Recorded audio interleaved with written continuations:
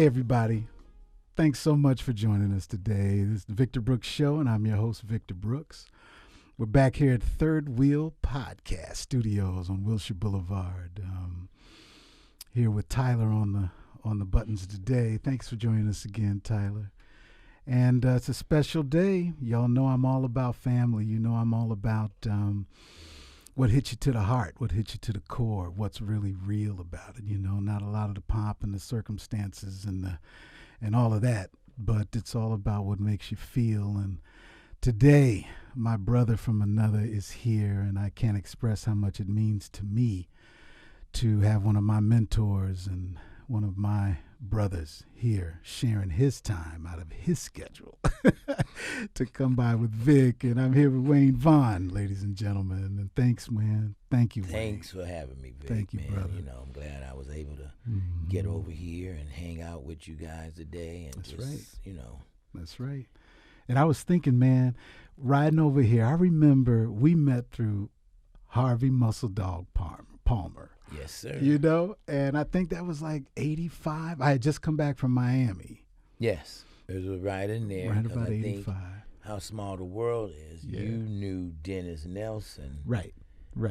And Den. and you was over there with Mike Thomas. Philip Michael Thomas, Yeah. Miami Vice. From Miami Vice. And you just came into the back that day. And my 24 track was, you can still smell the plastic from me breaking it out of the crates. Yeah, that was at the Studio. The Studio over in the hood. That's right. Where That's right. a lot of music was written and recorded, and you know, and you came in the room and hanging out. And Harvey was like, "Yeah, man, he sings." What? I remember, man. And from that day on, That's right. you got the moniker Big Vic. I said, right. "You're gonna be my Felipe Win." Oh man, I remember when you said that. I was like, man, because Felipe was one of the cats. Oh my God! I grew up listening to. He was singing. Well, see, I knew he was so bad, you know, with all the stuff with the spinners. Yeah. But I was floored when he did Knee Deep. There you go. With Parliament. That's and, right. You know, we had been out there with Parliament and Bootsy with the Brothers Johnson all that time. So I knew the funk of it. Right. And when I heard him doing those ad-libs and the vamp, I was like, wait a minute. Yeah. That don't sound like Glenn. And I was like, whoa, that's Felipe. Felipe wins. So you became that for me and so many other people that we would get mixed in with, Wanda and Sheila and Jeanette, and then with you guys and all the different vocals and colors, and man, we would just. You took me back John Street, Studio. Well, see, everybody, I don't know why my little neighbors like to call it John Street, but I tell them, no, man, it's John Avenue. It's Avenue, right? Avenue, and I don't know if Avenue is that Spanish. I don't know. Is it? You know. But all I know is that took me to school. That part it was like growing up with the music in my life and then doing what I did pre-LA. When I got to LA and then when I got to the Studio, that was like my equivalent to going to master's and doctorate. That's the best way I could describe it, you dig? Because it was like learning under you and, like you said, Wanda and Sheila and Jeanette and then you guys everybody that was coming through there. Yeah. Charles Meeks and you know, everybody, man. You had Charles Meeks, you had James Bradley Jr., That's you right. had Gerald Get Down Brown, you had G-Mo. That's right. And then when we would do like stuff like with Maurice and them, you know, you had Reese coming back there, and you know, I would say, Reese, man, you know, Reese, hey man, we're gonna be over here. Come over to the hood. Right. Where? And that would be Maurice White. No, right. But no, Reese, I mean, he sent David Porter over there. All those boys, and don't forget, all of them. Little Willie Bobo next Willie door. Bobo, that's right. He and David Porter, they was from the same hood in Tennessee. Memphis, my hometown. Yes, that's they were all from Tennessee. So Will would be the gopher. David would be back hey, go around the liquor store, like those sea breezes. Oh yeah, the sea breeze. Oh, that took it back, man. back. That's right. So, but we would be back there, and then all the rappers started sampling David's stuff, some B-side on the Emotions tune. Right. And David called me one day. He said, "Hey, Wayne, what's the name of your equipment, man?" But I gave him all the names of Soundcraft and this and that. Right. Come on, man. David just got paid from all those rappers. They went and got him. They got him. And he got their royalties. Right and on, David man. built his own 24-track right studio. On, man. So that's the way. That's one thing about the hip-hop, which I do like. We were really dissing it. I would have rappers come back there, and they would tear up my AKG 240 expensive ass headphones and stuff. And I say, hey man, y'all can't do that. Right. Well, we want to curse. You can't curse. You can't put that on no record. Right. Who's gonna play it on the radio? And then all of a sudden, one day I'm driving down the street. It was one of those K-Day, or not K-Day. It was some other station. I don't think it was on the FM, but they would do their Sundays mixing the jams. Yeah. And I heard a bad word, quote unquote, 4-letter word on the radio that wasn't bleeped. Right. And I thought about that day. I'm telling those, because they would go, well, okay, can we curse now? It was like at the end of a session. I got you. And they just wanted to express themselves. Right. And you use certain language as an adjective, an appoggiatura, to come into a consonant, then I'm saying, hey, it is what it is. And now how cats expressing them. Well, we grew up with Red Fox. And, Come on It was triple X, so it wasn't no thing about us tripping on the language itself. We were into the, how can we get this played on the radio? Because when we got back in the room, it was all about, can we get this out? Because, we had rent and there you go. Kids. Every 30 days. We trying to, this wasn't just like out here, like, hey, let's get blasted and go in here and create. Right. No, it was like, Wayne, I want you to make some Perry Como today. Yeah. So I had to fall back on my compositional skills, even if I just wanted to play just some funk. I was into that vibe. I just wanted to play some jazz, or I just wanted to play some whatever. Somebody come at you with, I have a project, and they give you a demo of what they wanted, then I have to go in and compose. There you go. In that genre. So genre or whatever. Yeah. So, man. Well, that takes me to what I remember, man, some of the education, what I mentioned before, just the stories that you would give. Young Vic, when we first met, and learning about how you put your thing together. And I remember, correct me if I'm wrong, but I think you were like about 9 or so when you really started. Used to go with Pops, right? To different clubs sometime. Yeah. Well, then I was like 12, 13. 12 or 13, okay. 9 around there, I started playing flute. And 13, the piano. And then I went because Pop played guitar, right? Yeah, he played guitar. Right. He could mess around on the piano. Yeah. And he worked at the Pasta House in East L.A. Right. The original, Willie Bobo, we call Will Thomas. Now, Willie Bobo, the percussionist, the real percussionist, Eddie Cano. Wow. All these different, and Eddie Cano and I, when he just took me under his wing, but he was speaking stuff that, I know I talk to people like that now, where I'll tell them something and they go, what you say? What are you talking about? Eddie Cano was talking to me like that, saying, yeah, man, your left hand got to play like your right hand. And all that. But he was playing all that serious salsa, man. He was such a fantastic. Wow. I'm going to have to pull some of his playing out. He was such a fantastic musician, and they would play over at the Pasta House. And wow. And you were 13. I was 13 going in. Did you hit Pops. the stage at that time too? Well, one time with him, I sat in and played Mercy, Mercy, Mercy and Watermelon Man. Okay. And we had no rehearsal. I just went in. And I was how tripping. did you even learn the Watermelon Man? Well, I mean, not that it's like, but what was your thing? You just jumped up and by ear? When I was in junior high, we played that for the talent show. Oh, so I learned it with the music back then for that. So I would, practice my little stuff. My, right on. Juju, my brother Julius, right. he's the one that brought home jazz albums, all of his boys. Big So what if Jew. I'm 13, they're 19, 14, so they're 20. Right. So he's bringing Coltrane, Yusef Lateef, and all these different Horace type of records. Silver. Oh yeah. Well, see, then I got into Horace Silver, Duke Pearson, all that, the Jody Grind, but he was bringing like Africa Brass and Yusef Live at Peps with a tune called Sister Mamie. And to this day, I always said, man, I met Yusef and I told him, I said, hey, Yusef, all these kids sampling his stuff, I ought to sample the bass line on the end of Sister Mamie.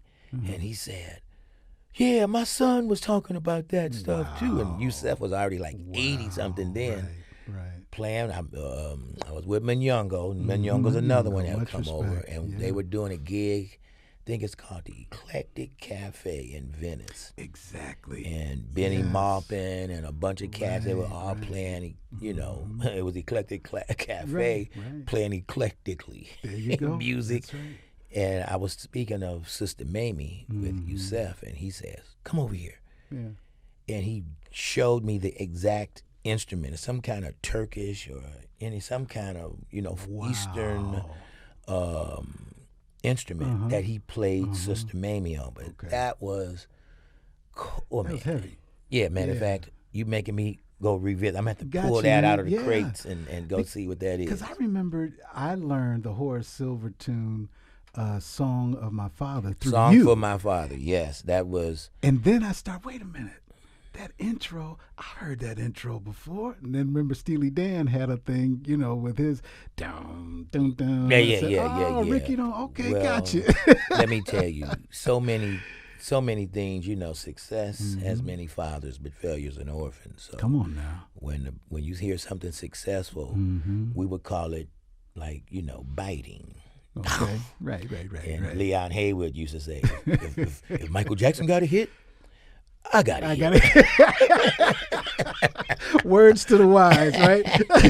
Hey, so, but that was the thing. But we did it with actually playing and listening and doing it. Now, when the cats started sampling the music, I was going, no, they're not going to be able to get away with that. No. Yeah. But they took music out of the schools, so the young kids had to come up. They still had the creativity in them. I had creativity, and I took my creativity through way of piano. And they took creativity by way of what they heard, which I'm playing what I heard. Right. But they actually got the exact, they don't have to learn it. Yeah. They say, hey, I want this bass line, I want this. They throw it on something, and then they go on to the creative process there because, Chili Chill brought me over. Chili Chill. Yeah. A record, Michelet. I think Dr. Dre and them had done this girl and Michelet. And the track was kind of hip. Chili Chill brought me a thing one day at the studio. He said, oh man, this is where they got that from. And it was a whole record. I never heard it. Okay. I'm saying, what? I think they just added Fender Rhodes, like, shake and bake, and I helped. Get it? But, but here's the thing. It was a huge record for that time. There you go. And everybody gets it out how. And as musicians, we were definitely down on the younger kids. You got to go do this and do it like this, like we did. And now even today, the younger kids are even doing it differently than they did. Yeah. Because they have different tools at their disposal. Tools, man. And you know what? The fact that you brought up about the youngsters, going back to after you hit the stage with Willie Bobo and those cats at a young age, did it hit you then that music was going or is your thing, or when did you follow it from there, brother? At 16 years old, there was a class called Guidance. Okay. Guidance and Driver's Ed. Okay. They put those, Guidance and Health. Okay. Okay, so you had 10 weeks of health, 10 weeks of guidance. Right. And I took that guidance class like stupidly seriously. I mean, it was like, oh man, what am I going to be when I grow up? Right. Oh my God. And I just pondered over that question. What am I going to be? Right. And I had a choice between science and math, which I was good at. Wow. And music, which I was just coming up to be good at. But I was way better science and math than music at the time. But my love for the music, I said, okay, I'm going to go music. So then, because I had to make my major whatever I was going to do. So I started majoring in music, rest of high school, majored in music in college. Wow. Ended up finishing up at UCLA with music composition degree. Because my thing, I like to play, but my more passion was composing. You know, and the craziest thing, man, we make up tunes on anything. So when we were coming up, you know, I was always writing all kind of different tunes and stuff. Were you the kind of kept the pad with you, pad and paper or pad and Oh, no, I'm just talking about making tunes big. I'm just talking about making the dumbest tunes, like, you know, because I was a serious, you know, cartoon man. So you listening to those, you know, my boy. Wile E. Coyote and all Oh, yeah, but, wow, man, Stallings. Carl Stallings. Oh, crazy thing. Welcome to technology. Yeah, I know. Making the technology. This. Yeah. Will you shut up? Whatever. And that might be me. No, this is this phone talking. I haven't touched it.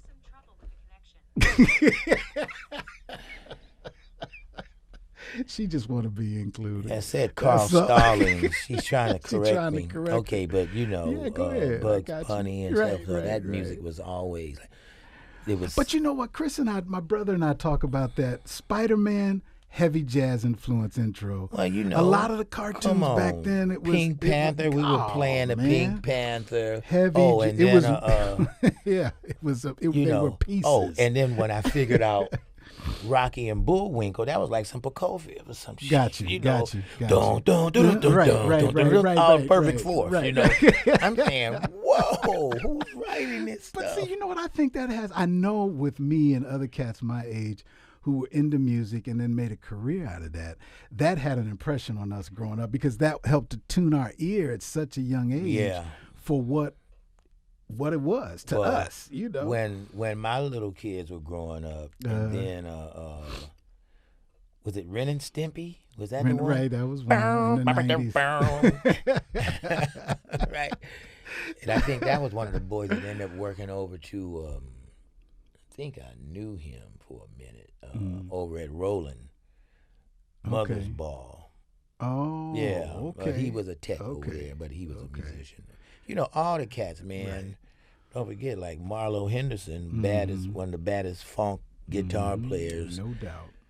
And a lot of sessions. He was one of the cats that was in the development of the Roland Corporation right when it began. There was a lot of stuff going on, man. And, you know, musicians, not only are musicians, but they are also, you know, they're technicians as well as musicians. And, you know, I'm working on the plug-in right now. All the plug-ins are invented right now, but the only plug-in they haven't perfected now is the creativity plug-in. Come on now. So, well, that takes me back to my next lineup. After UCLA, your creativity had now had a marriage of composition knowledge as well. So did that take you straight into music as a profession right after, or did you, because I remember there's a period after UCLA or during something you left, right, for a while, or was that right after you graduated? Well, you hit the road? Right, yes. Okay. It was like I graduated on a Friday. No. My graduation, like, you know, I supposed to go and march, you know, walk across the stage, cap and gown and all that. But I had to leave, like, abruptly. Okay. Because the brothers were already on the road, so. Brothers Johnson. Yeah, and then Quincy had heard a tape of my band. So I'm playing Rhodes and clarinet and stuff. So he said, "Oh yeah, he's good enough. Yeah, he's cool." Okay. So he just heard it from just me playing. So not with the band. Right. So they gave me a record and the Brothers Johnson songbook. I got you. Go learn these songs. Right. And Saturday, go to Norfolk, Virginia. Wow. So it was just like that. So I told everybody, bye, I see you.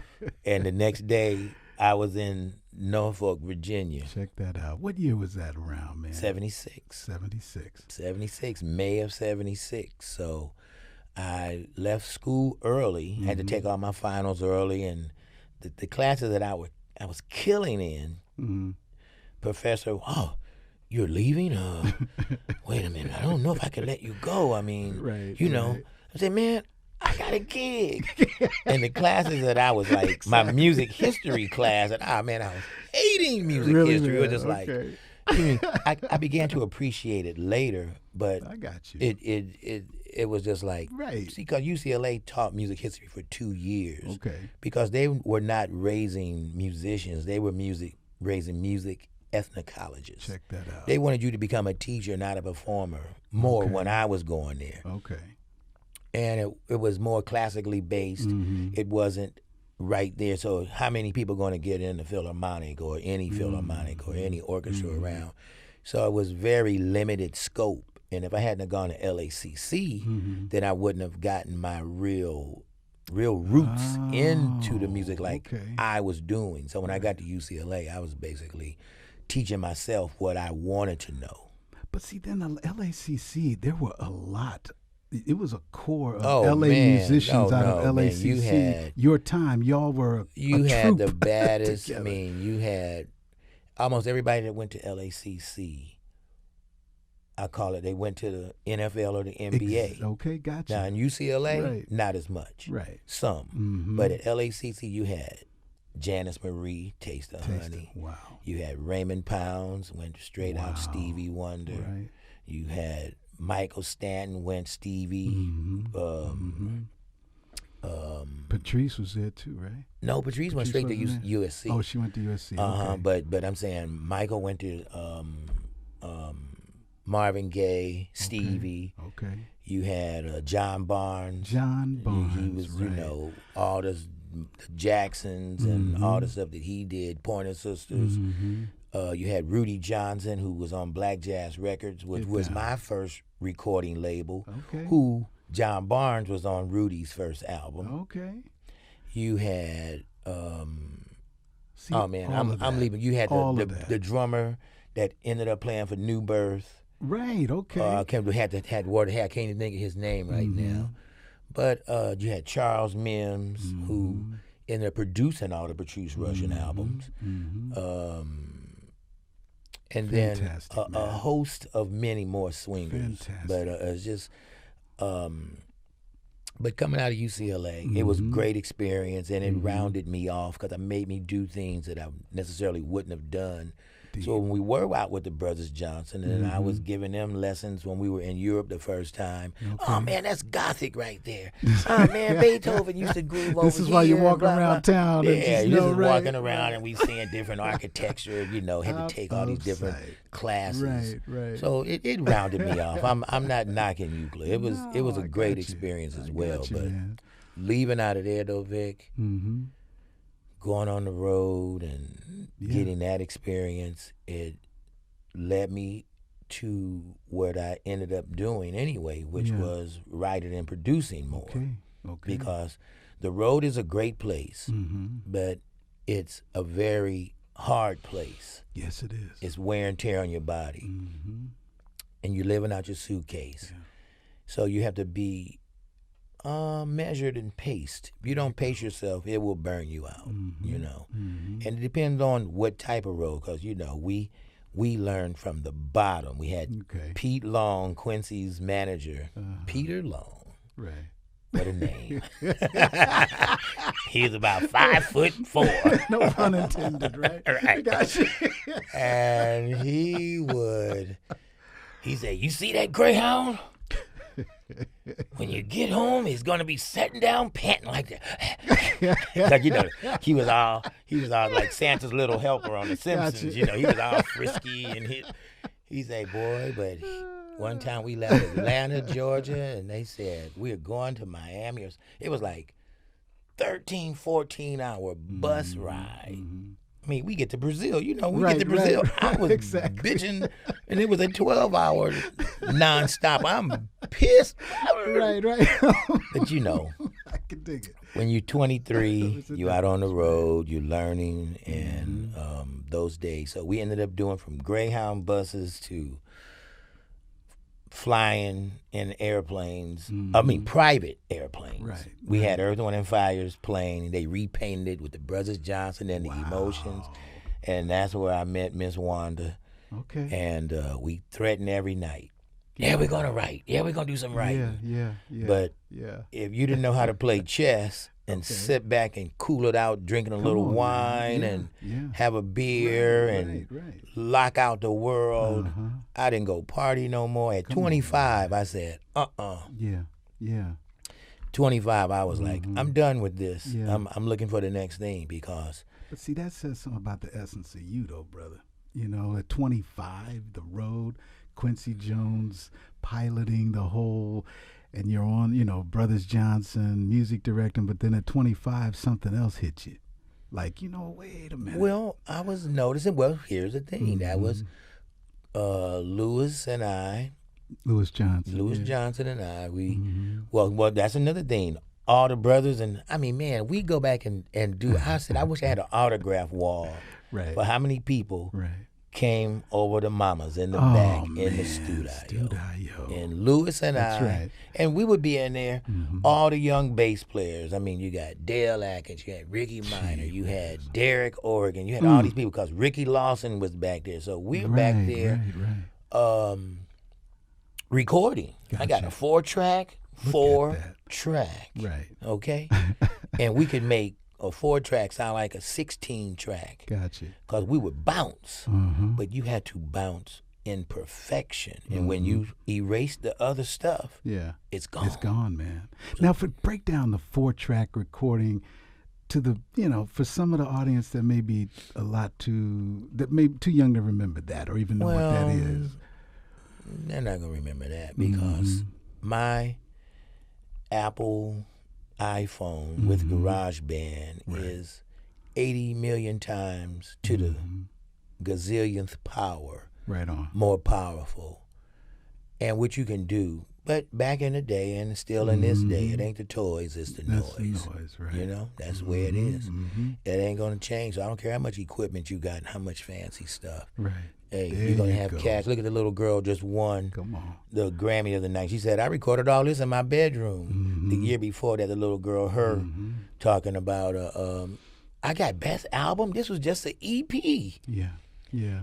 It's less is more or less. So you got to just, you know, and God gives us this Right. We just channels. Our creativity, we're just channels. You think, oh, well, I did this. Everything's me, no. Right. We're being channeled. Everybody has a purpose on this planet for something. Come on. And we would go back there, though, Louis and I, and channeling him because he was one of the most creative, you know. Oh, yeah. He didn't read music or nothing like that, but every musician, bass player of that era was copying him, studying him, looking at him. Baddest to do it. And so I got Louis listening to him. So my bass player thing from coming from, you know, all of our bad bass players that we knew, and then having a Louis as your buddy, and he's like, so we started writing this tune because how I started writing at sound check, I was always creating. So right on. I would do my creations at sound check. I would just start jamming, then Rick Boy would start playing the drums, and then Louis would pick up on bass, and then Alex, and then George. So everybody would just start falling into something. Hey, what's that? Right. Just something I made up, man. Right on. And that's how that tune Street Wave came about.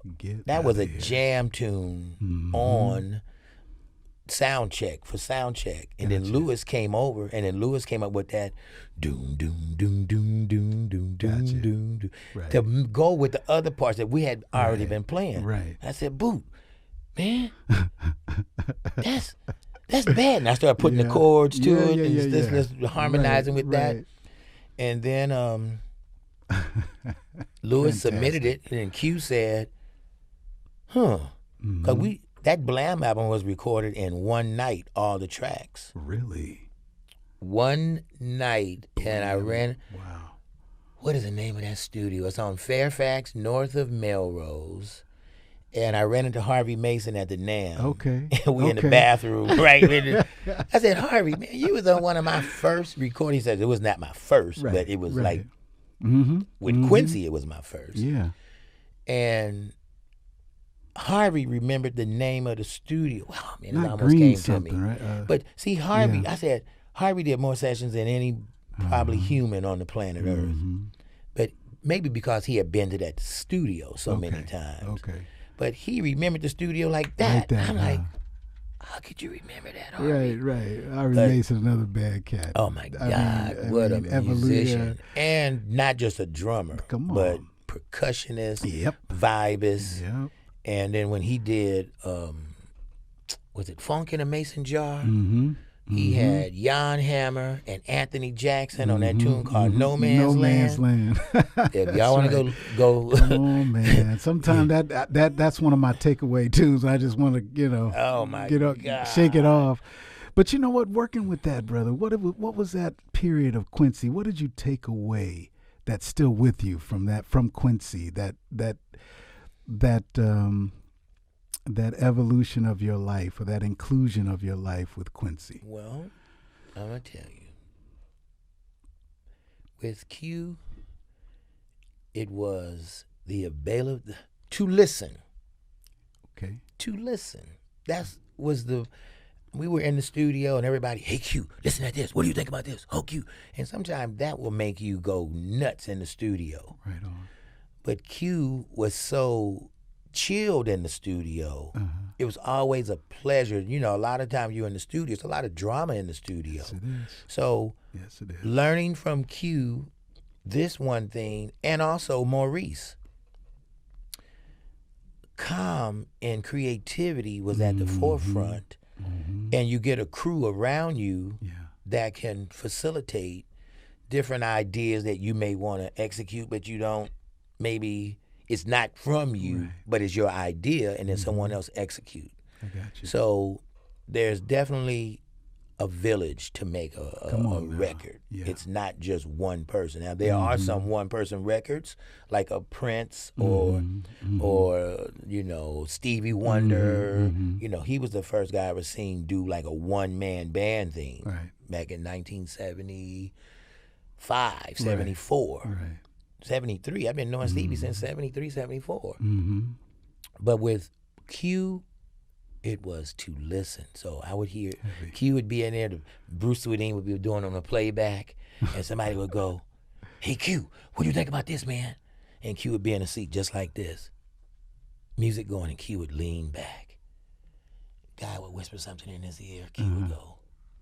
Right. And go back to what he was doing, so he at least could entertain. Because sometime when you're in the studio, somebody suggests something, and it's exactly what you were thinking about, and you didn't know you were thinking about it. Gotcha. It was like some subliminal stuff, you know? Okay. So it's good to keep an open mind, and it's not over until you mix. Making a record is like getting dabs of paint on your palette. The record isn't a record until you mix. And how many records have I heard? I heard the roughs in the studio. Oh, man, it was killing. Right. Then I hear the final product. I go, whamp, whamp, right. What happened? What did they do? Or you hear a track. I mean, the track is so it's a pit bad. feeling, Wait a minute, right? the track is killing. You say, feeling. oh, man, that's going to be a hit. Right. With no lyrics, no hook, no melody. Right. Then you hear the melody and the lyrics put on top of that bad track, and you go, oh, they just messed this track up. So that's why Q would always say, hey, Wayne, melody is supreme. Melody is supreme. I can take Mary Had a Little Lamb and make it sound like Parliament or a minuet. Right. You know? Gotcha, man. Gotcha. So, you know, and from, thank you for that, man. So many, because I get a lot of emails since people are starting to know more about what we're talking about here. And that was one of the main things that I'm getting emails from a lot of writers and young composers internationally that are like, you know what, man, you know, and what you just laid out right there, man. I know a lot of the folk are going to take away from that something they need to have, you know. Melody, I mean, if you come up with a melody, that's why now, you know, I used to write with the piano. The most compositions that I write, shower, hiking, working out in the mountains, or driving. It comes driving so much. So my voice notes on my phone is like, I got you. I understand, it's man. a studio. I understand. It's literally a studio. And then I go and then I transcribe my ideas. But when you do that, you put down everything that you hear in your head, because when the composition comes in your head, it's like, oh my God, how can I do this? But if you don't get it into your head, and you, like, if I go to my piano before it gets in the head and I play the first things that I think I'm hearing, it will start evaporating. I got it's because it's not set. So if you can hear a bass line, sing it. If you hear the kick drum, sing it. You hear the hook, sing it. You hear the melody, sing it. Because it's all components. And then when you get to the studio, oh man, it's like color by numbers. Gotcha. It's so much hipper than going into the studio. All right, let's go in the studio. Let's smoke a blunt and drink some tequila and let's create. Right. No. Right. Hell no.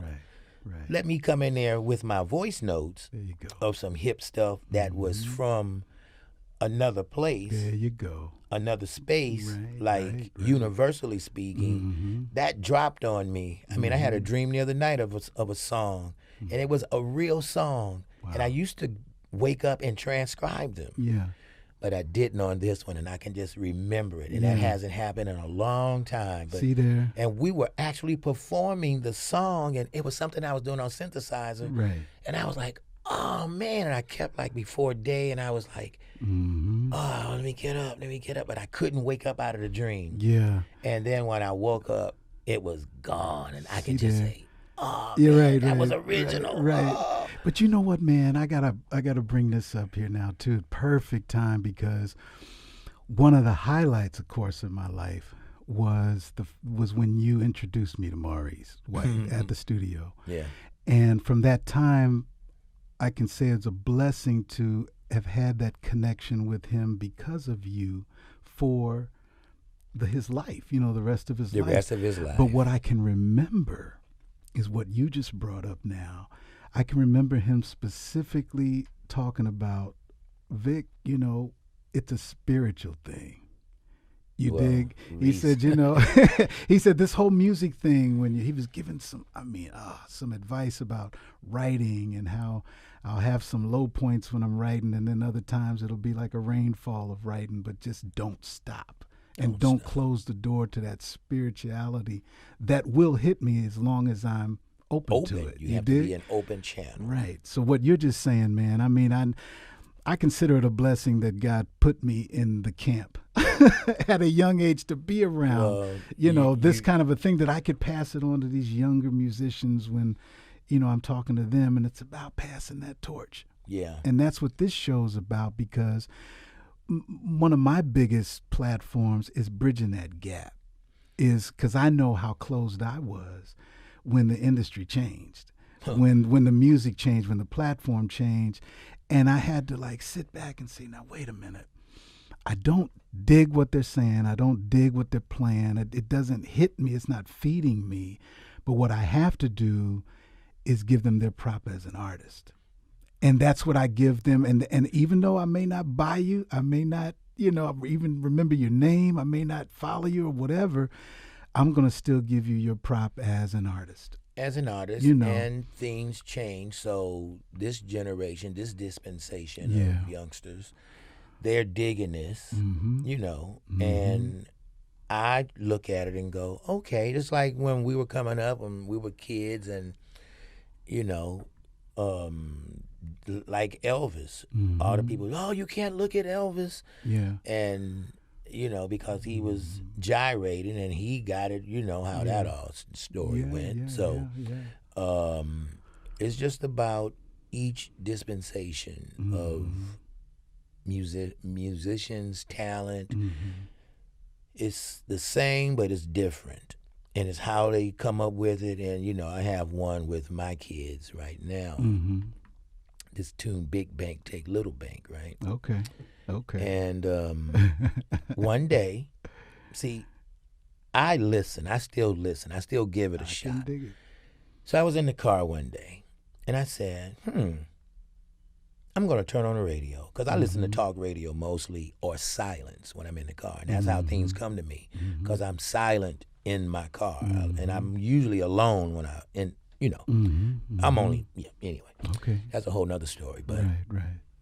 I turned the radio on. Okay. And the tune came on, Big Bank, Take Little Bank. And I'm driving and I'm going,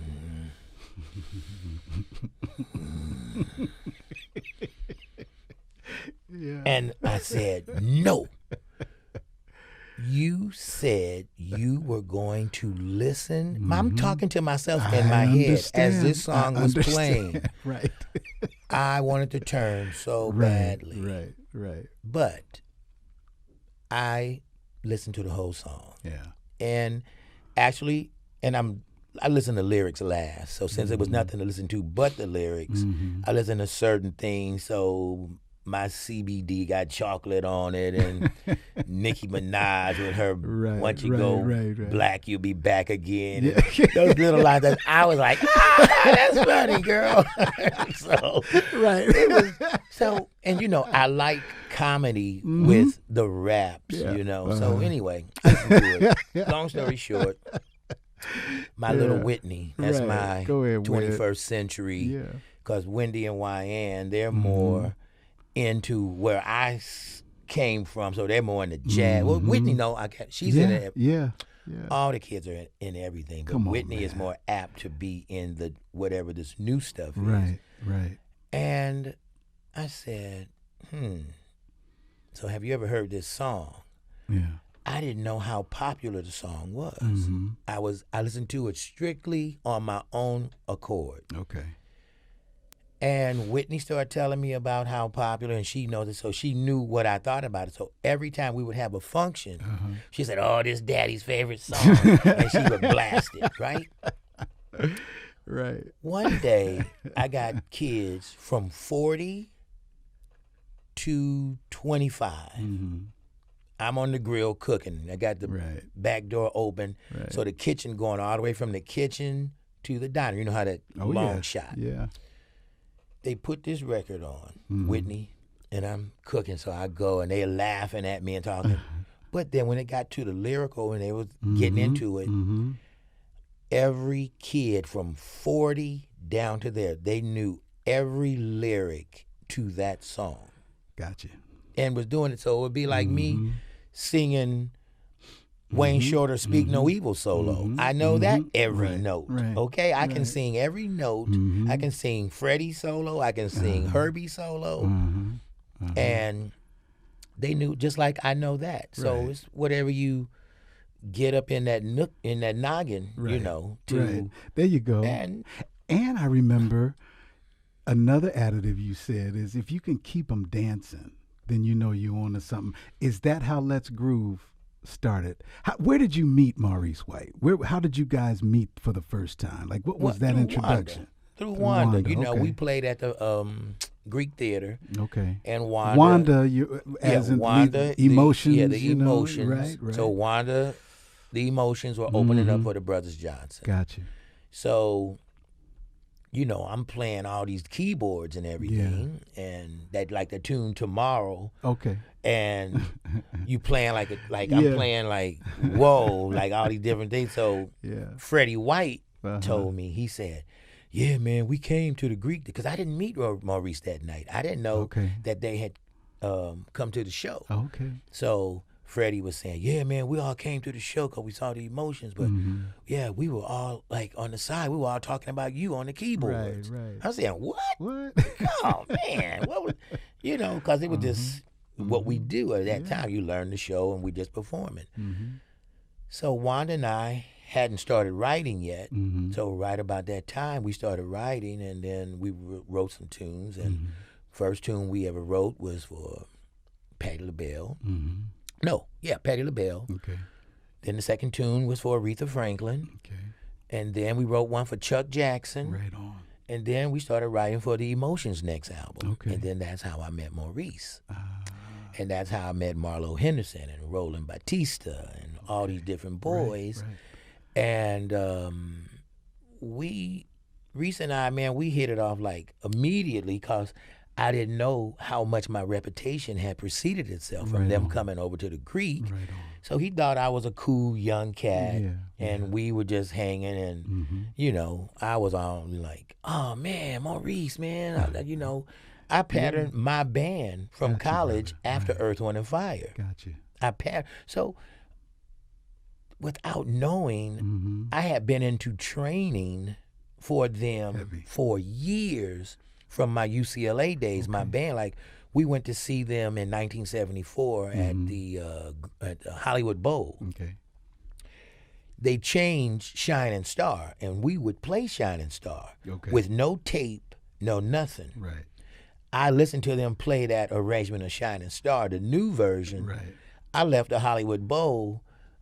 We were playing that version the next gig. I said, oh, man, we're going to play Shining Star like this. Right. So we changed Shining Star to the way Earth, Wind, and Fire played it live. Okay. And then, of course, the live album came out, and everybody heard the way it was. But the live album wasn't out when we started playing it. I got that directly from them playing at the Hollywood Bowl. Gotcha. So I absorbed them, and I thought, that was the baddest band. 'Cause, I didn't like singing groups back then. I liked musician groups. And, man, I heard Earth, Wind, and Fire. Of course, Ohio Players and Sly, Sly, of course. But the recording quality of the albums from, like, James Brown and all that, I was always into that. But the recording quality became more that... You hear kick drum. Gotcha. Before Ohio Players, I really didn't know what the kick drum did because in jazz, the kick drum is just on the hitting the downbeats and stuff. Gotcha. It wasn't like boom, boom, boom, boom. Right. But of course, in James Brown and Funky Drummer and all that, they were doing it then. But we was listening to Miles. See, I got you. I got you. Right, Tony Williams wasn't playing no funky bass drum. But that was so you and Reese connected on a musical, because his thing was one of his things was jazz, the love of jazz. Well, and respect that's for how jazz we too. hooked up. Quincy and I, first conversation, Stravinsky. Maurice, first conversation, Train. Okay. And I knew a little bit about both. Right. Just enough to I didn't sound too cuckoo. I can they were like, oh, man, you know a little bit about that. Right. Reese, Quincy, oh, yeah, man, you know Stravinsky. But he said, wait a minute, Wayne, play this. Think of tone poem. Okay. Okay. It's some lists. Yeah. So that's fantastic, man. So they would try to speak in vernacular. But see, Quincy, he could speak in any vernacular. Exactly. He could speak anything. He's going to speak above your head or below. Right. So he just wherever you fit in. And Maurice, he was just there. He was a down home country boy. Right. And he loved jazz, and then he could play drums. Yeah. And he had a concept though. And here's the next thing. Maurice could actually sing way better than we knew he could sing. Okay. He could actually sing. Okay. And he had a great ear for a drummer. Like that little boy in mint condition. He can sing. These other drummers, these boys are drummers that can sing would trip me out. But Maurice, we started doing vocal sessions, and stuff. And then that's when I would really learn some stuff. Okay. And then, of course, from Wanda, how can I not learn from that? Oh, man. And then her dad, Papa Joe. Papa Joe. So you got all that. So I'm just like listening now because back to the listening. You listen. You're going to come in with a concept. I'm coming in with bad tracks, and I've written dynamic melodies because most of the stuff that I did, I wrote the melodies. Okay. Most. Okay. And to hear how Maurice would interpret some of my melodies, when we first did Let's Groove, people thought that was me that knew the song before Reese got it. Because we had the song already. Okay. And Maurice came to me, we're doing the Emotion at Hollywood Sound, never forget. Yeah. We finishing up this record on the Emotions. And Maurice and them were in there. They'd already did this tune, the record Faces. And it was a nice record, I thought. But it didn't get the critical acclaim like what they were used to. Right. So Reese was hard working on this next record that would have come to be the Rays album. And the 3 songs that I did wasn't even thought of to go on that record. And they had cut tons of music. Wow. So one day Maurice come in the studio, Brother Reese. This is great. Hey Wayne. Yeah. Hey Wayne, you got anything for the fire? I said, yeah, Reese, I think I got something for the fire. So I went over to the studio and put Let's Groove, Wanna Be With You, My Love, and one more song. I gave him 4 songs the next day. I said, here you go, Reese. He went, man, that's bad. We're going to cut this. Right on. And we cut 3 of them. Wow. And see, Wanna Be With You, I had written that tune so long ago. We used to play that at sound check. See there? Me and Ricky, me and Rick Boy, I used to play that on sound check with the brothers. They didn't even, brothers they didn't even know. They were just another song, that I was just playing some grooves. Right. But I had played that and written the first verse and all of that before anybody heard it. Then when Wanda heard it, then she wrote the second verse and some stuff. So, on that Ray's album, Wanda wrote every time, she wrote Go ahead, sis. all that stuff Go too. ahead, sis. But she didn't get credit on that record because of some other I got you, man. stuff that was going on at the time. But yeah, Wanda wrote, the line in Let's Groove, 747. Yeah, fly That's like Wanda. a 747. And you know what, man? While you were talking, Wayne, it that's why I love how we're doing this, because it's really no, agenda other than the truth and feel of who we rapping to and what we're rapping about. And while you were talking just now, I had a flashback that's ours. And for just to bring some people up to speed, I've had the honor not just to be tutelaged under this brother in a lot of different things, but I've also had the honor to have him with me in Brazil, to share the stage, to be there with the people, the feel, the music, the shows. And I got a flashback when you were just talking, man. Cliff and I had been going for a couple of years. We met Zay. Yeah. And then I said, I got to ask brother if he wouldn't mind coming over, talking about you. And you finally said, okay, man, let's go do this. We put a thing together. Next thing we knew, we were on the flight, that 14 hour, like you're talking about that 13-hour flight. But remember the first night that we got there, Zay said, hey, you guys shower, do your thing. I got a show I want y'all to go to of a friend of ours. And we didn't know who Edge Mata was at that time, right? But you and I, we did our thing. We went to the show, and when we got there, first of all, people just hanging off the rafters. No, it was sold out show. And the people just, you could feel the love that the people had for Edge Mata. Yeah. But then once we started hearing the show, we could dig why musically as well. One of the baddest cats, all right, ever, right? So I remember you and I were standing on the wall. Yeah. And the crowd was doing their thing. First of all, just to give the viewers and listeners a thing, Edge had no idea we were coming. Right. There was no forething of anything.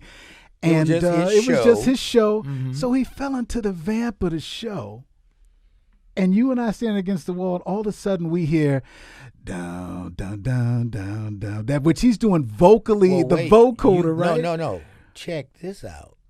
He got like a 12-piece band. Exactly. Right. The whole band leaves the stage. That's number it. one. That's right. The whole band leaves the stage. That's right. Because Edgy can do stuff like an Al Jarreau. That's right. Like he can make all these different sounds with his voice. Mm-hmm. Edgy was standing there. Yep. And he was in the middle of the stage. And you and I was standing there. The place is like, 8,000, 10,000 people. Yeah. And we on the wall. So we said, what this boy going to do now? Yeah. And he started doing the vocoder part with his own voice, no vocoder. Right. Just doing that. That's right. And we just flew a gazillion however miles. Man. And you looked at me. Yep.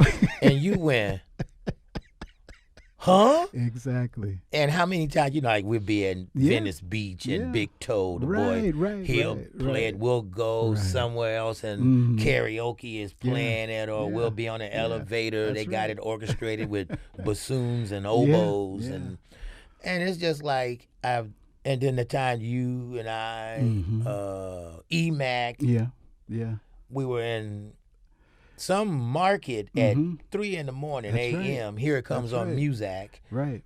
So everywhere we've been, it comes. But the Edge story. Oh man, and you know what? And I'm a big guy, but I shed a tear that night. Right there against the wall, and I looked at it there.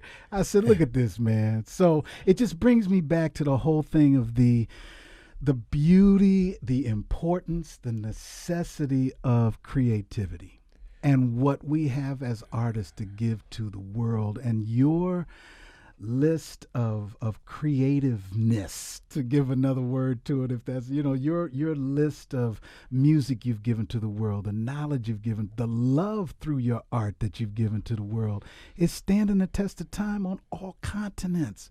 We just gave an example of Brazil, and it can go on and on and on and on. So that's what I'm hoping that some of the viewers who have been emailing me, especially the younger generation, that they can take away from this, man, is that we're about bridging this gap. There's some things that I know I can learn from the younger, and there's this big wave of younger that's saying we want to learn from you cats. Well, and that's the bridge, brother. I'm in the I want to learn. Okay, and you never stop learning. Never stop. You never stop. Once you think you know it all, game over. Anyway, and I'm still learning. That's why, you keep your spiritual intact. You keep your health and wellness. So you eat. You put good fuel in you. You get exercise. That's your machine. So if you keep your machine, your temple together. You keep your heart and your mental together, and then things will come to you. And then we have to be blessings to others. Come on now. That's the key. Everybody's like, me, what I can take, what I can take. No, it's what you can give. There you go. If you give, oh man, you don't have to take. Yeah. It's the give back is so outrageous. Exactly. Till there are no words for that. And you know what, man? I think one of your greatest give backs is the incredible artistry through your kids.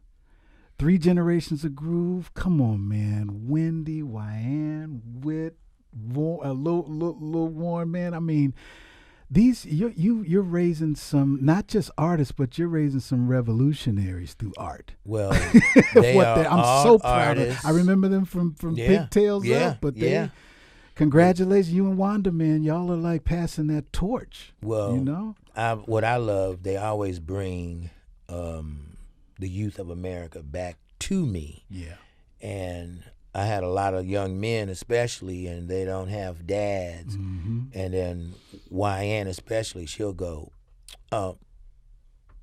you can have my dad. I got a dad for you that go. Look at that. And I've mentored so many young boys that I don't even realize what I've done because I'm just being me like we're being us right now. Exactly. And I'll get some things. One of their young kids wrote me a thing one time, and I could barely remember the incident because it was just what we do, and the kids all come, and I say, hey, man, you need this? Here, there you go. But it touched his heart, and he wrote me back and said he was damn near homeless and different this and different that, and how that touched him so to his core, and then what he's doing now and how he's developed himself and through help of others. But you know, that's what it's about. They've been taught to do. They've been doing that, and you know, with the family, they call it the fam. You know, we're here to be a blessing, man. And just like your family, same difference, Vic. You know, and we just stay in that love, give that love, and it's about love. It's about our families. It's about our friends. It's about trying to make the better example for the world, and not just no egomaniac, knucklehead, selfish, me, I, and all that. You know, I'm talking about the real gift. So when you see humans in some kind of suffering, boom, that's our job. Brother, I love you, man. Thank you so much, Wayne. Love you, Vic. Thank you, hey, brother. Man, and I'm glad I was able to. You know, get over here and you brought out. I haven't thought about some of this stuff, and I don't know when, man. Amen. Thank you, Wayne. All no right, words, Vic. Ladies and gentlemen. Thank you once again for joining us on the Victor Brooks Show. My special guest, Wayne Vaughn, and no words. Much love, y'all.